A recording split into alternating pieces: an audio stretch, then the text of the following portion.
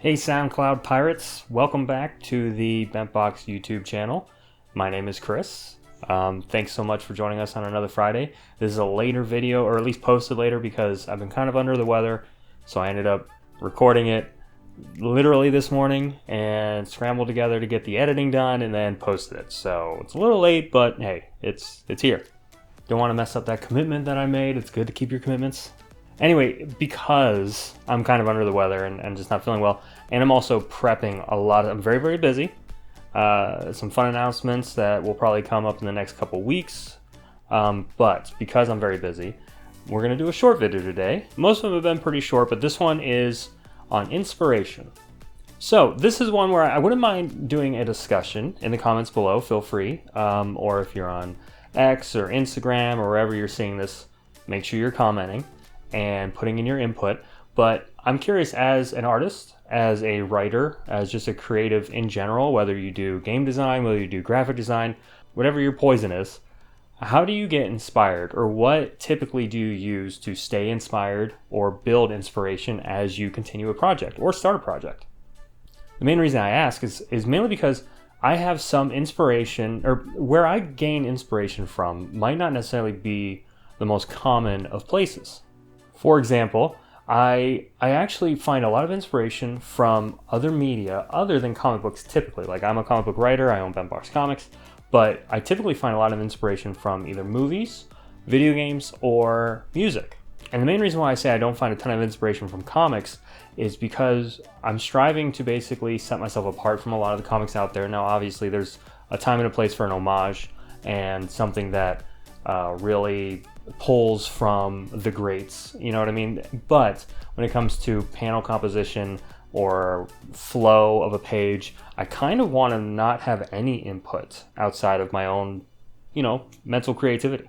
I'm sure this isn't necessarily a popular opinion, but or popular thing to do, but it's just how I operate. When it comes to my other sources of inspiration, like I mentioned earlier, music, video game, movies, any type of like cinema, or let me think, like instrumental tracks. It doesn't necessarily need, like for music, it doesn't necessarily need to have actual lyrics. It could just be a vibe that you're picking up from it. That's where I gain a lot of my inspiration. A lot of my stories on, if you've seen me around, which I've been on a decent amount of podcasts lately, I kind of mentioned that I have as I'm sure most people do, a Google Doc filled with just a ton of ideas and a bunch of stuff that probably doesn't make sense, and it doesn't even make sense to me when I come back to it, because it was quite literally a fever dream of a concept that was written down while I was either watching a movie, playing a game, watching TV, whatever, listening to music in the car, that kind of thing. But these nuggets of ideas come from a place where I tend to get triggered, not in the serious way, but I tend to get triggered when it comes to these types of mediums, where if I hear a really catchy, an interesting lyric, and for example, I want to put this out there that if you're looking for inspiration through music, like if you typically don't find inspiration through music, fair enough, and maybe you won't find this to be beneficial to you, but if you do, I highly recommend listening to a band called Owl City, specifically their older stuff. To put it in a normal vernacular, their older stuff was pretty trippy. A lot of whimsy was put into the lyrics. The tracks kind of took you on odd voyages throughout the song, and different set pieces, which isn't something you typically hear in a song nowadays. It's either about love or some kind of emo song, something like that, or country, or whatever you're into. But this specific band, the lead singer being Adam Young, I just really enjoyed him actually telling a story in a song. It's just not super common. So, having grown up on him, a lot of my notes are actually from just little notes that I jotted down, or little like triggers of an idea while listening to his music. Like one is about a young girl. It's a song called Explorers. Highly recommend listening to it. I'm sure you could literally come up with 3 or 4 story ideas based on one song. It's pretty cool. I mean, you would be stepping on me, because I'm sure I've written down the same story ideas I literally just mentioned that you could come up with. But I recommend just doing it, whether or not it's to kind of get your creative juices flowing or just to see if you can get inspired by another type of medium that you're not normally inspired by. Now, when I'm writing, I actually like putting myself, as most people do, either in the shoes of the characters or in the environment or in the room or however you want to put it, depending on, the scene that you're writing.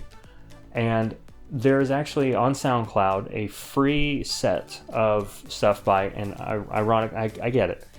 I love the guy, and I can't help but say it. But it's by the same guy who did Owl City. His name's Adam Young, but he's got something called Adam Young Scores, based on it's inspiration that he took trying to write scores for movies or different types of mediums. So he just picked either it was an iconic or historical event, and then he wrote an entire 8 to 10 track score based on it, what that would look like with a movie. It's a really cool project that he did, that he set out for free, and you can go listen to it right now. But the cool thing is they have sci-fi, a whole sci-fi score, to where if you're writing, if I'm writing another issue of Artificial, I'll put on the sci-fi one that's dealing with space travel and things like that, and it really kind of gets you in that mindset. If you're writing a historical, they have one based on the creation of Mount Rushmore, and it's just really interesting. So I would highly recommend. This is my not a sponsor moment of definitely go check it out if you're looking for inspiration. Another place I find inspiration from, like I mentioned, is movies. So I'm a huge cinephile. I try and also not copy and paste, obviously, a lot of these ideas. But when it comes to cinematography, when it comes to framing, when it comes to composition, and kind of general flow or dialogue, I pick up a lot of that from movies. You got Martin Scorsese movies I enjoy. I'm a huge Tarantino fan. So all of these lend themselves to a certain style of dialogue that hopefully comes off genuine and grounded and real. It also lends itself to a flow that just it works. You know what I mean? It's more of the proof is in the pudding type deal, because they are so popular and famous that that their flow of storytelling works. So this is where I find some inspiration when it comes to camera angles. Now, camera angles, this is something that might come off as not controversial, but some people don't like that you make this comparison. But camera angle is similar to a panel frame. So when you're wanting to frame in, a superhero walking past the dead body of the villain or something, or vice versa, depending on obviously the vibe, you want to kind of frame that in a way that is very cinematic. That's kind of the point. It is quite literally finding the view that you want to use to tell this portion of the story. And so that would be pulled back frame. All you can see is from the knee down, the shoes, one forward, one back as he walks past the corpse of the villain laying there with his head turned away from the cameraman, maybe.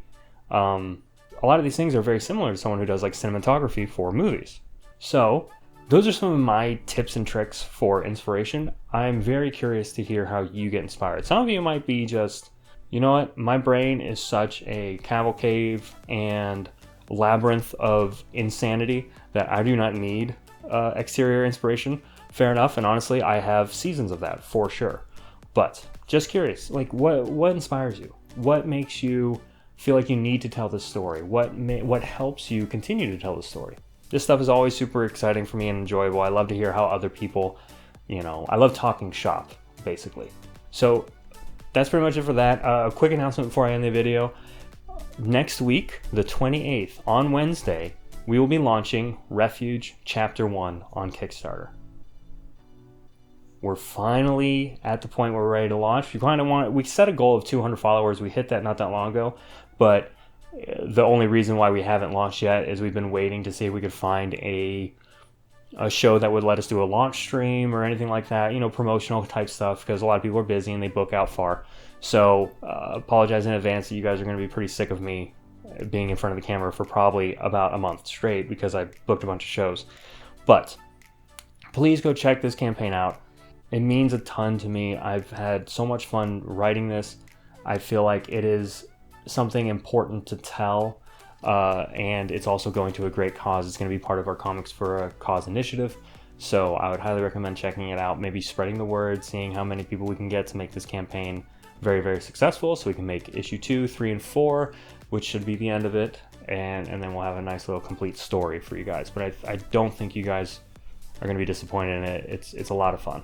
And then speaking of that launch stream idea, please make sure you go follow World at War Comics. I'm going to be on his YouTube channel doing a launch stream Wednesday the 28th, next week, at 5 p.m. Eastern Standard Time. And the main reason why I want you there is because we are going to launch the campaign, and anyone who backs the campaign during that launch stream will be able to get a free print, exclusive print, that I'm not going to show you here. I'll show you at the launch stream, but it's really cool, really fun, along with their physical copy that they back. Now, the only way I know that you did it during the launch stream rather than just being some Joe Schmo, which I love you too, Joe, but we're going to make sure we say a little secret word, and feel free to comment it below along with your pledge in the comment section of a typical Kickstarter campaign, and I'll make sure to get you a free print. That's it for this Friday. Thank you so much once again for watching. I really appreciate it. Like, share, subscribe, all that fun stuff. We have a bunch of huge news coming from BentBox. Very big, exciting things. So you're going to want to stay tuned. Okay, that's it. I'm going to get back to the grind. But it was fun chilling. Thank you. See you next week.